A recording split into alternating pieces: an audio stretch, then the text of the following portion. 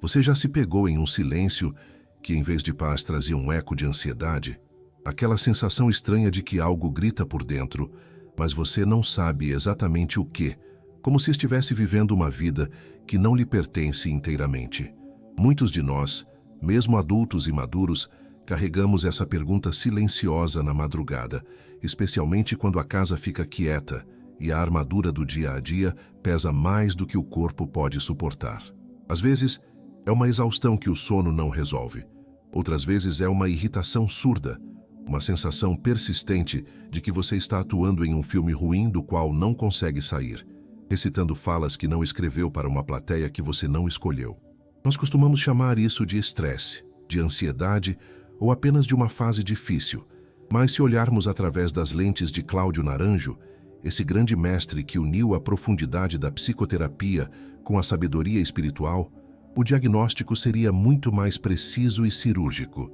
Isso é o sinal de que o ego assumiu o controle da sua vida. Quando digo que o ego assumiu o controle, e uso o termo pare de se destruir, não estou falando de uma destruição física visível ou de atos extremos, mas de algo muito mais sutil e perigoso. Refiro-me à aniquilação lenta e silenciosa da sua essência pela tirania de uma neurose que se disfarça de identidade. Precisamos começar com uma distinção que pode doer, mas que é o início de qualquer libertação verdadeira, que é a diferença entre quem você é e o personagem que você construiu. Cláudio Naranjo nos ensina que o ego não é quem somos na realidade.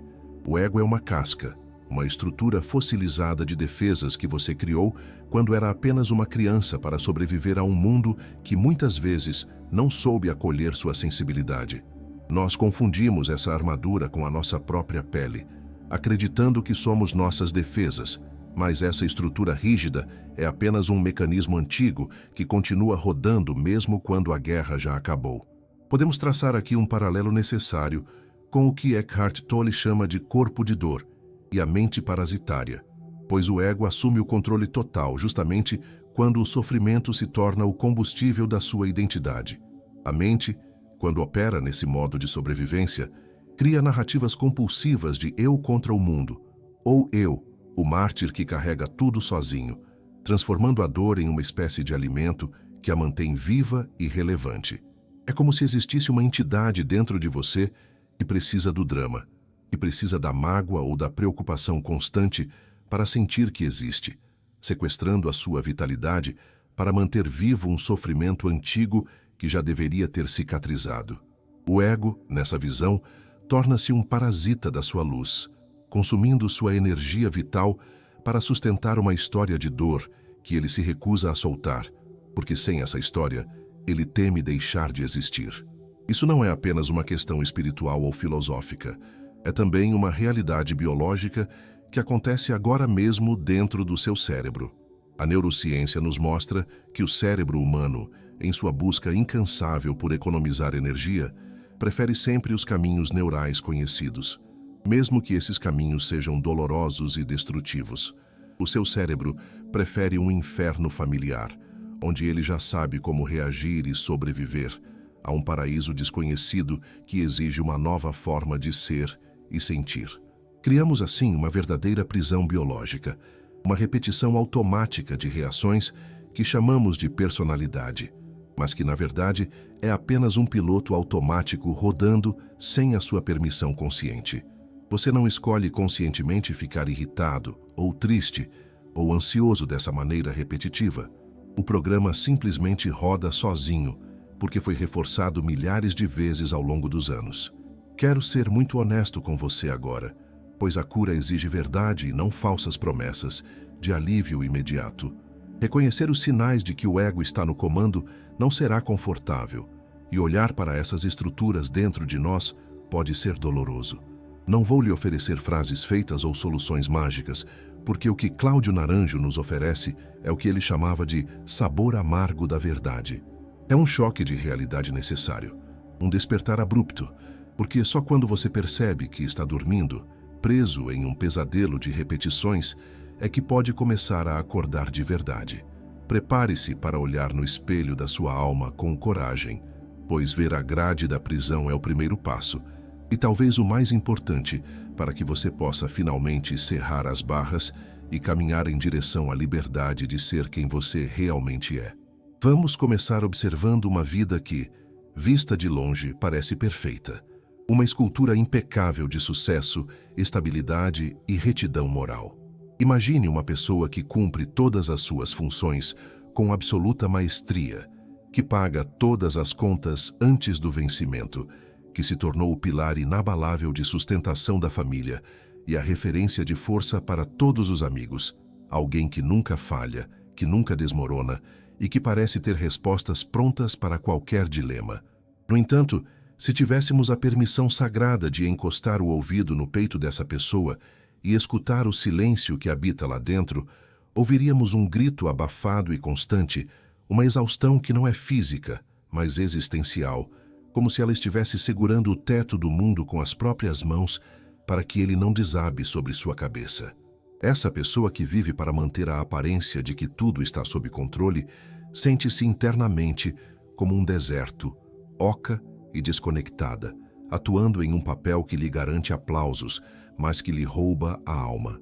E talvez, muito provavelmente, essa pessoa seja você mesmo nos momentos em que ninguém está olhando.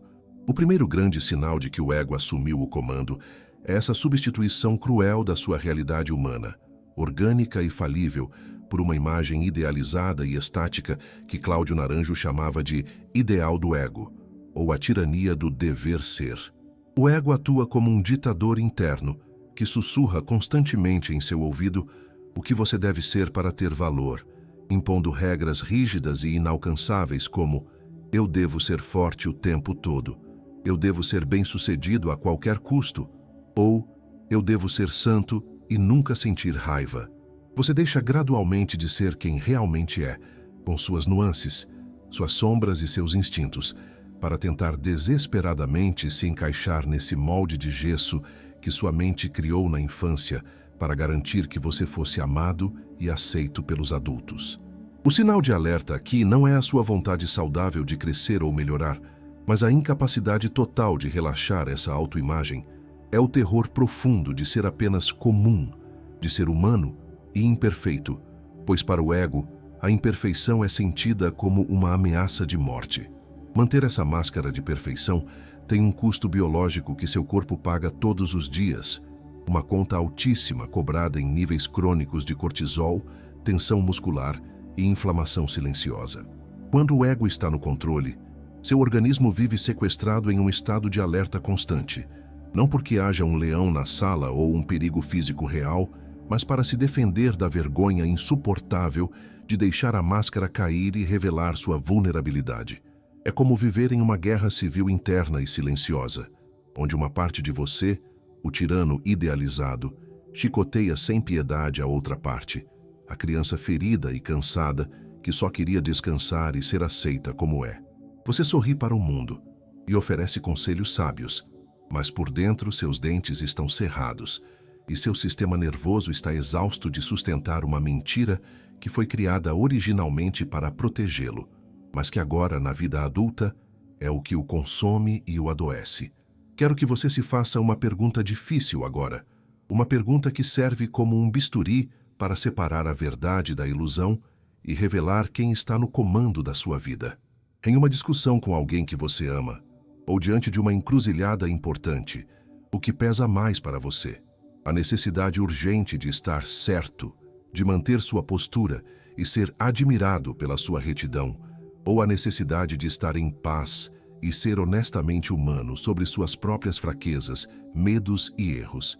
Se a manutenção da sua imagem de força, de competência ou de bondade vale mais do que a sua paz interior e a verdade da sua alma, se você prefere sufocar sua autenticidade a decepcionar a plateia imaginária que o assiste, então não tenha dúvidas de que o gerente dessa empresa chamada vida é o ego.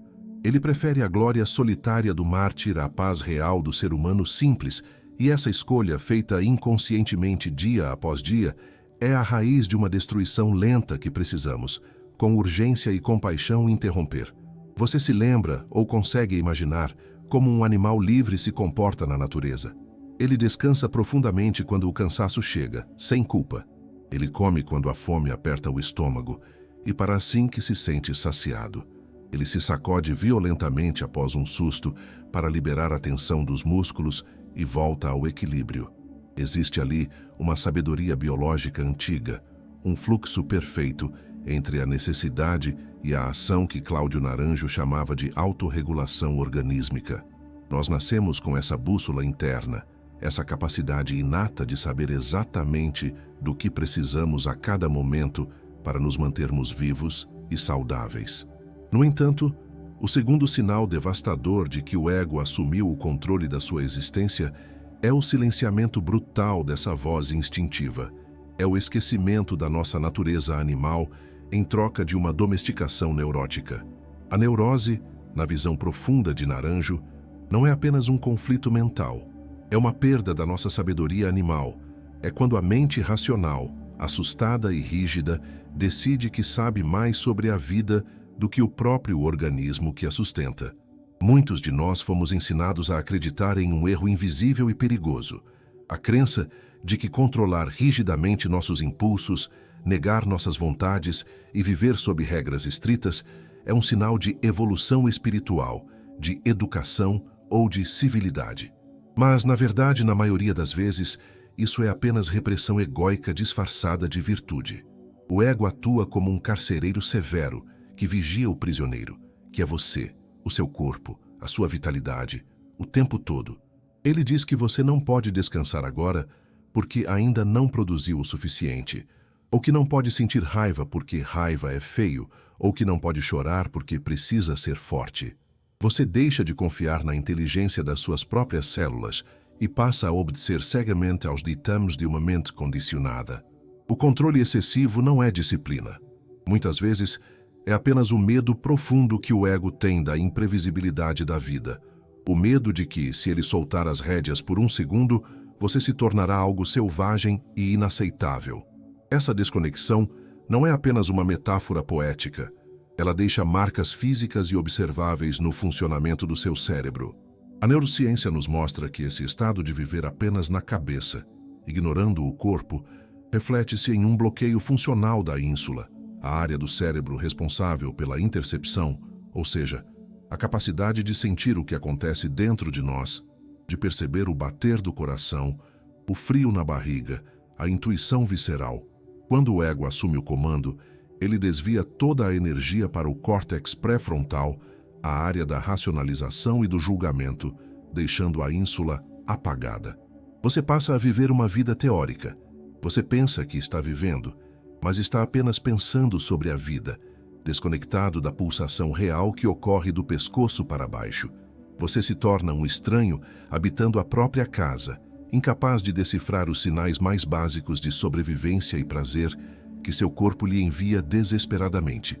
Convido você a observar sua própria rotina, agora com a curiosidade de quem desperta de um longo sono hipnótico. Você come quando sente a fome física real, aquela que ronca no estômago, ou come simplesmente porque o relógio diz que é hora do almoço ou para abafar uma ansiedade emocional? Você se permite dormir quando suas pálpebras pesam e o corpo pede recolhimento? Ou você se força a ficar acordado porque sua lista de tarefas mentais diz que você pode aguentar mais um pouco? Quando o ego vence, o corpo perde a voz. A maior vitória da neurose é convencer você de que o seu corpo é um obstáculo a ser vencido ou uma máquina a ser explorada, e não o templo sagrado onde a sua intuição e a sua verdade residem.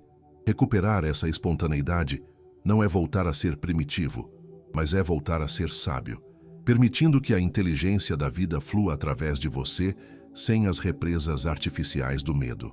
Este ponto exige de nós uma honestidade brutal, e talvez seja o mais difícil de admitir, pois ele toca naquilo que consideramos sagrado, o amor. Muitas vezes, o que chamamos, oferecemos e esperamos como amor, cuidado ou dedicação é, na verdade, uma estratégia sofisticada do ego para garantir sua segurança emocional, para exercer controle disfarçado ou para assegurar a dependência do outro. É uma inversão perigosa de expectativas, onde a essência gostaria de doar livremente, mas o personagem só consegue negociar. Cláudio Naranjo dissecava com precisão a maneira como o nosso caráter, essa estrutura egóica, manipula sutilmente para obter aprovação, validação ou para evitar o abandono. O ego, nesse modo de controle, não fala de afeto. Ele pratica um comércio afetivo. Ele sussurra nas entrelinhas: olhe como sou bom, olhe como eu sofro por você, ou olhe como sou indispensável, você não pode me deixar. Esse movimento se traduz em um controle emocional que impede a libertação, pois a outra pessoa não está livre para ser quem é, e você não está livre para parar de dar, temendo o vazio que se abriria. Existe uma diferença fundamental, uma muralha entre a compaixão real e a bondade neurótica. A compaixão real nasce de um coração pleno, de uma abundância interna que não espera retorno. Ela se manifesta de forma leve, sem peso. Já a bondade neurótica, a bondade do ego, nasce da carência, da falta de autoestima e do medo desesperado da rejeição. Essa bondade falsa, que Naranjo nos convida a observar, cobra juros e mantém um registro mental de tudo o que foi feito pelo outro. O ego se sente no direito de receber de volta na mesma moeda, e a ausência de gratidão é sentida como uma traição profunda, gerando ressentimento e a sensação de injustiça.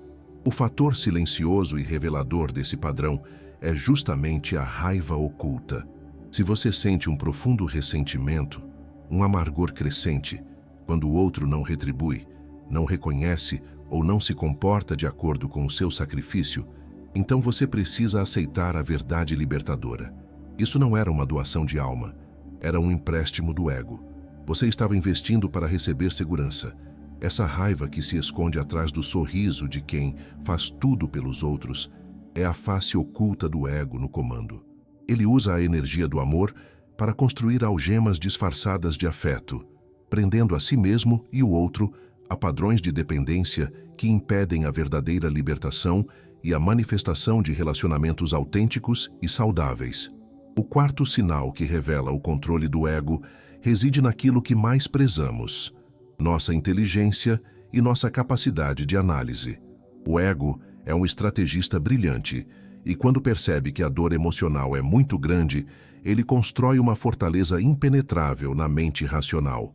Quero que você comece elogiando essa sua habilidade de ser lógico, de buscar o conhecimento e de entender o mundo, mas depois reflita sobre como o ego usa essa mesma inteligência para uma finalidade destrutiva, a de não sentir a vida. A intelectualização é a torre de marfim que construímos para nos isolar do caos e do sofrimento. O ego adora psicanalizar a si mesmo. Ele lê todos os livros sobre traumas, sobre padrões de comportamento e sobre o ego. Ele sabe explicar perfeitamente, com terminologia complexa, por que age de determinada maneira. Você consegue traçar a linha de causa e efeito desde a infância, nomear suas feridas e entender a origem de tudo, mas nada muda na sua vida prática e emocional. O ego consegue explicar seus traumas, mas não consegue curá-los. Ele o convence de que entender o problema é o mesmo que resolver o problema, e isso é um erro invisível que impede a transformação. Na psicologia profunda, isso é conhecido como um mecanismo de defesa, a racionalização, onde transformamos a energia viva e caótica da emoção em um conceito ordenado e seguro. Ao fazer isso, você dessensibiliza o sistema límbico, a parte do cérebro responsável pelo processamento emocional. Você pode falar da sua dor de forma eloquente, como se estivesse lendo um relatório técnico sobre a sua própria vida, cortando a conexão visceral com o que está realmente acontecendo no seu corpo. É um truque do ego para evitar o contato cru com a dor da transformação. Você se torna um observador de si mesmo, mas um observador frio, distante e paralisado pela análise excessiva. Quero que você faça uma pausa e reflita profundamente. Quando você é confrontado com uma emoção forte e incontrolável, como uma tristeza avassaladora, um luto não processado ou uma raiva súbita, qual é a sua primeira reação? Você se permite parar e sentir a energia dessa emoção vibrando no seu corpo, no seu peito, no seu estômago, como um sinal da vida, ou você automaticamente foge para o porquê na sua cabeça? Se a sua primeira e compulsiva reação é analisar, classificar e justificar a emoção para que ela se torne inofensiva e controlável, então você está reforçando a fortaleza racional do ego. A verdadeira cura começa onde a análise termina, no momento em que você se permite sentir, de forma vulnerável e desarmada, a energia da vida em fluxo. O ego tem um pavor profundo e visceral do tédio e, acima de tudo, do silêncio. O silêncio é o seu maior inimigo, pois é nele que a máscara do personagem cai e a narrativa compulsiva da mente é interrompida, expondo um vazio que o ego teme encarar. O quinto sinal de que ele está no comando é essa dissonância vibracional, essa incapacidade de sustentar a paz simples do agora, manifestada seja na busca frenética por drama e caos, seja no entorpecimento total para não sentir nada. Ambas as posturas são, essencialmente, fugas desesperadas da realidade nua e crua. Podemos ver isso em dois extremos, mas que se tocam na origem. Por um lado, há egos que buscam o caos, o conflito e o drama constante para se sentirem vivos, importantes e relevantes. O cérebro, nesse caso, pode se viciar na química do estresse. É a neurociência do vício em drama, onde o ciclo de dopamina gerado pelas crises e pela instabilidade alimenta o ego. Ele se orgulha secretamente do tamanho do seu problema, sentindo-se a única pessoa capaz de suportar tanto peso, reforçando a narrativa de eu, o guerreiro exausto. A mente parasita precisa do fogo para sentir o calor, mesmo que esse fogo a esteja queimando. Por outro lado, há personalidades mais evitativas, cuja fuga do silêncio se manifesta como apatia, o que chamo da morte em vida. O sinal aqui é a recusa em ser afetado, em ser tocado, em sentir a intensidade da própria existência. O ego confunde essa indiferença com equanimidade espiritual, mas é apenas uma parede de gelo construída para não correr o risco de sentir dor ou de ter que lidar com a incerteza. Essa é a tática de narcotização da alma, um estado de torpor onde nada é realmente bom, mas também nada é realmente ruim. O ego prefere a segurança anestesiada dessa zona cinzenta à vulnerabilidade pulsante da vida. A verdade oculta por trás tanto do vício em drama quanto da apatia é o medo do vazio existencial. O ego não suporta o vazio, pois ele não sabe o que fazer com a quietude. Ele precisa de ruído, interno ou externo, para preencher a lacuna deixada pela ausência de propósito real ou pela falta de conexão com a essência. O drama confere um senso artificial de importância, enquanto a apatia garante a inexistência de riscos. Em ambos os casos, você está adiando o encontro crucial com o seu ser, que só pode ser encontrado na coragem de encarar o silêncio e na rendição à experiência do momento presente. Chegamos agora a um território sutil e traiçoeiro, onde as sombras se escondem sob a luz mais brilhante. Existe um ditado antigo que diz: "Cuidado com a nudez, pois ela veste a vaidade." Este é um alerta severo e necessário para todos nós que caminhamos na estrada do autoconhecimento, pois o ego espiritual é a versão mais sofisticada e blindada da neurose.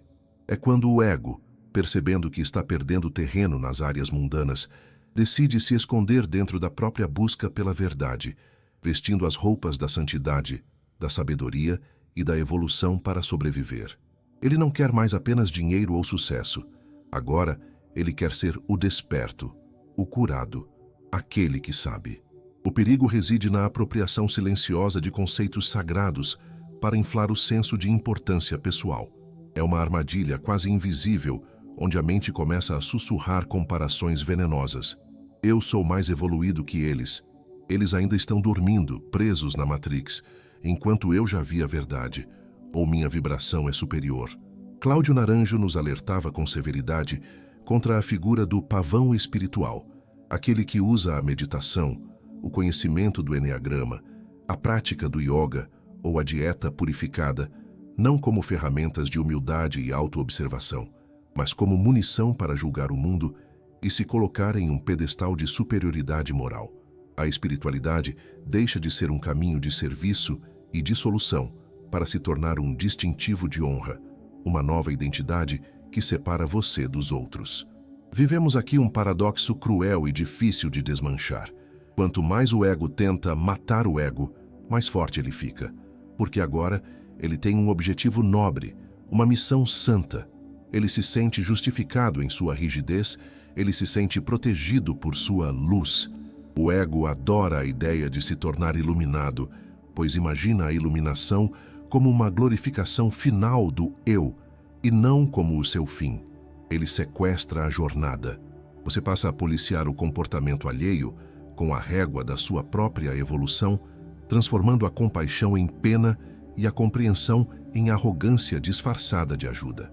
O sinal sutil, mas inconfundível, de que o ego espiritual assumiu o comando é a irritação que surge quando a sua santidade não é reconhecida.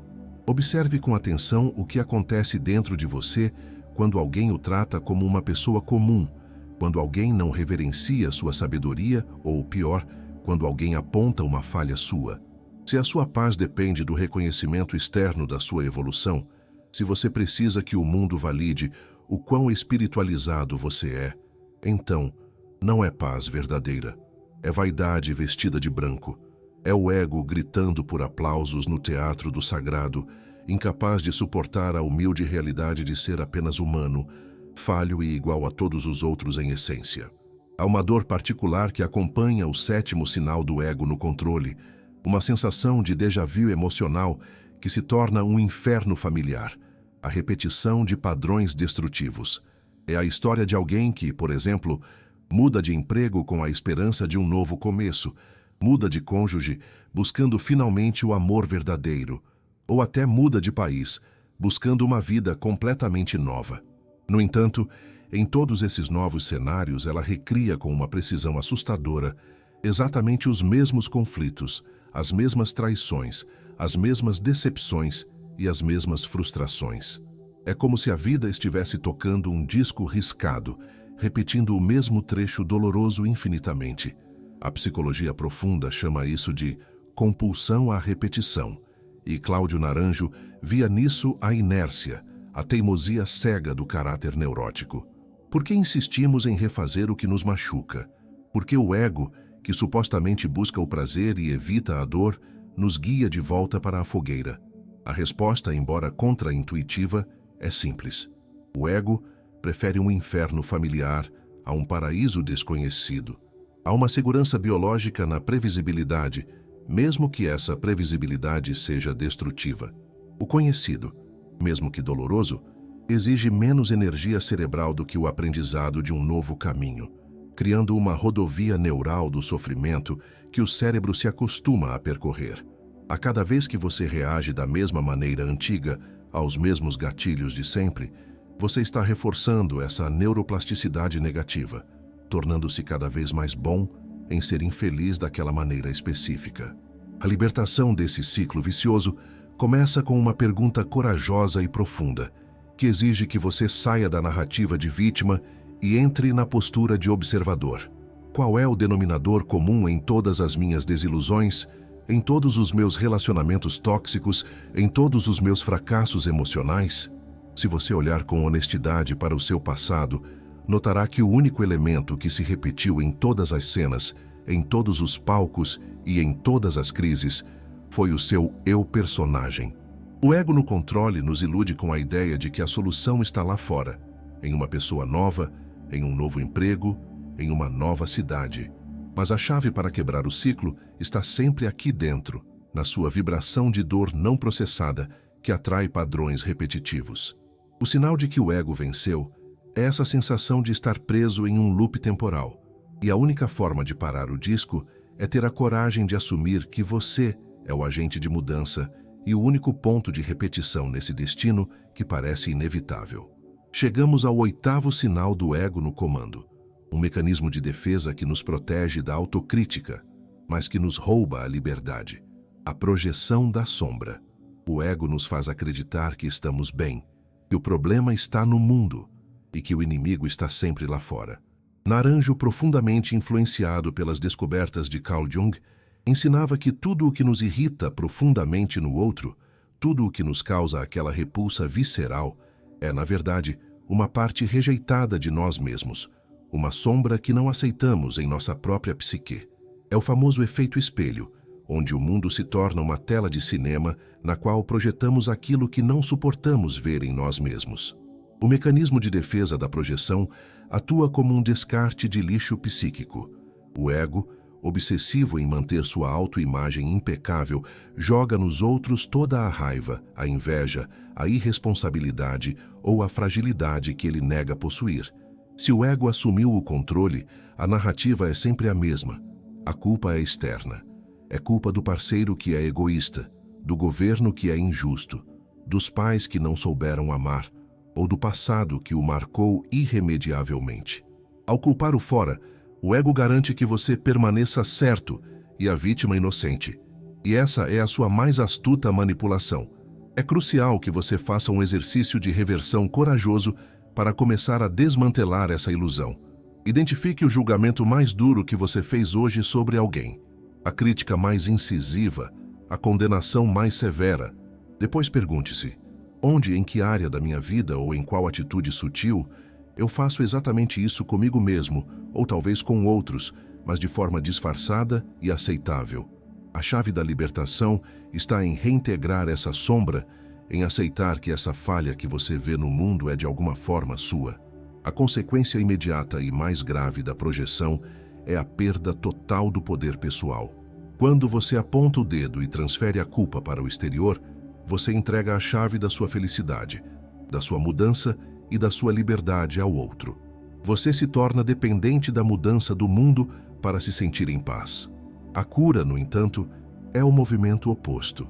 É a jornada de volta para si mesmo, onde você assume que, embora não tenha culpa do que fizeram a você, você é 100% responsável por como reage e por onde coloca sua energia.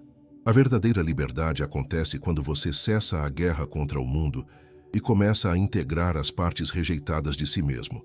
Imagine um galho seco no inverno. Ele é duro, parece forte e inflexível, mas ao primeiro vendaval intenso, ele se parte com facilidade. Agora visualize o bambu que é firme em sua raiz, mas flexível em sua haste. Ele dança com o vento. Ele se curva, mas não quebra. O nono sinal do ego no controle é justamente essa rigidez, o cristalizar-se na forma do galho seco, enquanto a essência, que é a natureza viva e humana, se manifesta na flexibilidade do bambu. Quando o ego comanda, a vida deixa de ser um fluxo de aprendizado e aceitação para se tornar um tribunal implacável. A incapacidade de perdoar falhas, sejam elas suas ou de outras pessoas, é um sinal claro de que você está desconectado da natureza humana, que é falível e imperfeita. O ego se torna o juiz interno e externo, e a sua existência se transforma em um constante estado de alerta moral, onde não há espaço para a ternura ou para a compreensão. Essa rigidez mental e moral é frequentemente acompanhada por uma fisiologia do julgamento. Se você prestar atenção, o ato de julgar ou de criticar severamente o outro é sempre acompanhado por uma contração física. O peito se fecha, o maxilar se aperta e o corpo inteiro entra em um estado de defesa. É importante reconhecer a verdade impopular que se esconde sob essa camada de rigidez.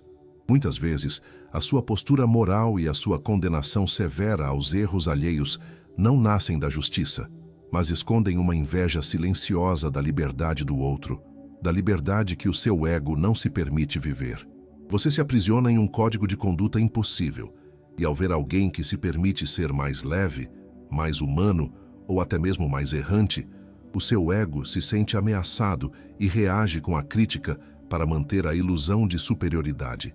A compaixão, a abertura de coração, só pode florescer quando há a aceitação de que todos nós somos um misto de luz e sombra.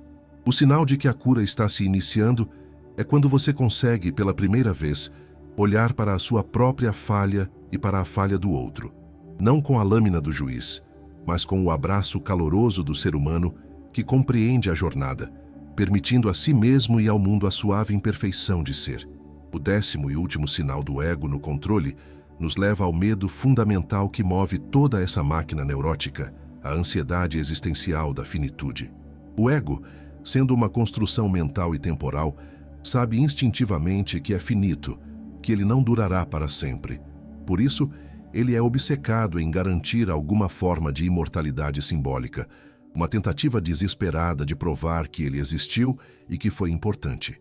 Ele se torna obcecado por deixar uma marca, por acumular bens, por ter razão em todas as discussões ou por gerar um legado que o perpetue para além da morte física. Essa obsessão gera a ilusão do tempo, manifestada na ansiedade crônica sobre o futuro ou na ruminação incessante do passado. O ego precisa dessas táticas para evitar o agora, pois é no momento presente onde o tempo mental se dissolve, que ele deixa de existir como o protagonista e o comandante da sua vida. O ego não suporta o repouso do ser no presente, pois esse repouso é para ele a própria aniquilação.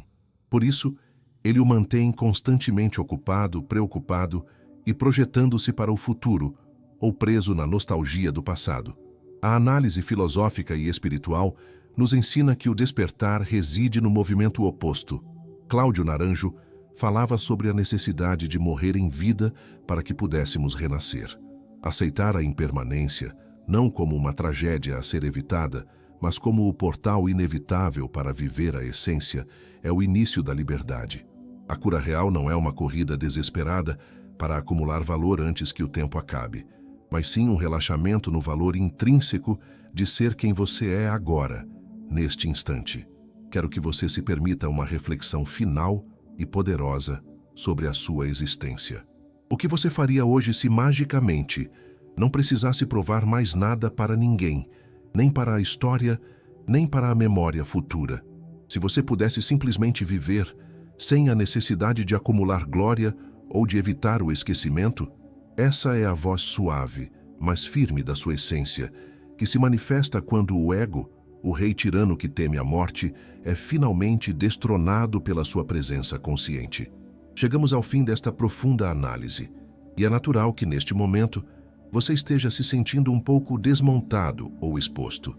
Talvez você tenha reconhecido o tirano em sua própria casa mental e sentido o peso de anos vivendo sob o comando de um personagem que não é você. Se houver desconforto, saiba que ele é bem-vindo, pois é o som das correntes antigas se movendo, indicando que a estrutura rígida da sua personalidade começou a ceder espaço para a verdade.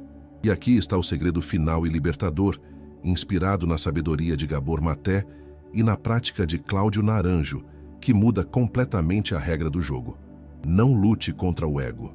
Entrar em guerra contra o ego é a armadilha final, pois ao lutar, você apenas cria um novo ego. Um ego guerreiro que se orgulha de sua batalha espiritual, perpetuando o conflito interno que queremos dissolver. A verdadeira vitória não vem do confronto, mas da rendição àquilo que Maté chama de inquirição compassiva. O convite é para que você olhe para esses padrões que discutimos não com ódio ou julgamento, mas com uma curiosidade profunda e acolhedora. Entenda, com toda a sua alma, que esse ego que hoje o aprisiona foi, um dia, a defesa necessária que salvou a sua vida. Ele foi a armadura que protegeu a criança ferida e sensível que você foi, fazendo o melhor que pôde com as ferramentas limitadas que tinha naquela época. Honre a função que ele teve. Agradeça pela proteção, mas reconheça com firmeza que ele perdeu a validade, pois as muralhas que protegiam o castelo na infância agora se tornaram a prisão que impede o adulto de viver. O movimento essencial que Naranjo propõe para a cura é sair da agitação neurótica do fazer, do consertar e do melhorar, para o repouso sagrado no ser. A cura real não se trata de adicionar algo novo a você. Não é sobre se tornar uma pessoa melhor, acumulando mais conhecimentos ou técnicas. A cura é um processo de subtração, é remover o que é falso, é lapidar a pedra bruta, retirando os excessos para revelar o diamante que sempre esteve lá, intacto e brilhante, esperando apenas ser descoberto sob as camadas de medo e condicionamento. A partir de hoje, convido você a praticar a arte de ser a testemunha da sua própria vida. Desenvolva o observador interno que não julga, mas que vê tudo com clareza. Quando a raiva surgir, quando a necessidade desesperada de aprovação gritar, ou quando o medo do futuro tentar sequestrar sua paz, apenas note. Diga internamente, com gentileza: "Ah, lá está o meu personagem querendo atenção novamente. Eu vejo você, eu entendo sua dor, mas eu não sou você." Ao se desidentificar, Você tira o oxigênio da fogueira neurótica e recupera o poder de escolher a sua resposta. Por fim, baixe as armas e aceite o convite para a vulnerabilidade. A verdadeira força não reside na armadura pesada e impenetrável do ego, mas na capacidade corajosa de permanecer aberto, sensível e vulnerável em um mundo que tenta nos fechar. Se este vídeo tocou em alguma ferida ou revelou alguma verdade difícil, saiba que isso é um sinal de luz entrando pelas rachaduras da sua armadura. Gostaria de saber de você, qual desses 10 sinais mais ressoou com o seu momento atual e tocou sua alma? Escreva nos comentários, não como uma confissão de culpa, mas como um ato consciente de libertação e reconhecimento.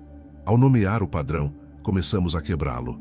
Lembre-se sempre de que a paz que você tanto busca reside na coerência vibracional de ser quem você realmente é, sem máscaras.